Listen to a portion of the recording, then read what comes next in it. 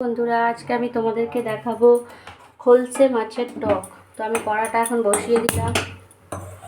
দেখো আমার খলসে মাছ ধুয়ে পরিষ্কার করে রাখা আছে। তো চলো রেসিপিটা বানানো যাক। তো এখানে আমি তেঁতুলটা জলে দেখো ভিজতে দিয়ে রেখেছি। একটু জলে ভিজিয়ে রাখলে গ্রেভিটা ভালো হয়। তো তেলটা দিয়ে দিয়েছি, তেলটা ভালো করে গরম হয়ে যাক। তো তেলটা গরম হয়ে গেছে, এবার আমি মাছগুলো ছেড়ে দিচ্ছি।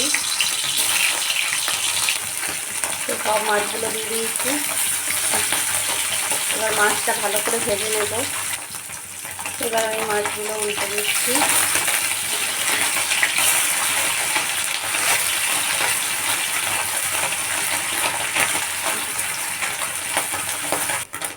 তো মাছগুলো ভাজা হয়ে গেছে, এবার আমি তুলে নিচ্ছি।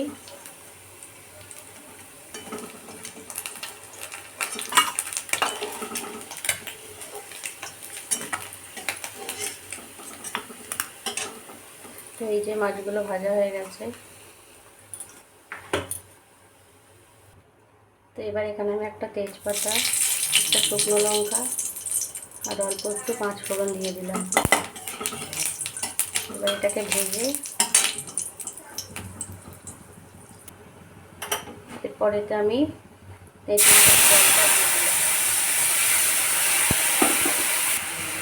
এরপর এতে আমি নুনটা দিয়ে দেবো। তো আমি এখানে নুন আর হলুদটা নিয়ে নিয়েছি।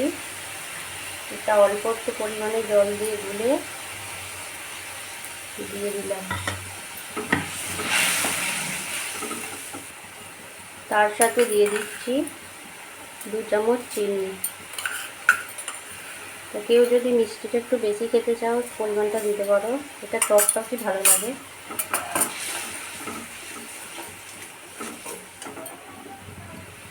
এবার এতে মাছগুলো দিয়ে দিলাম।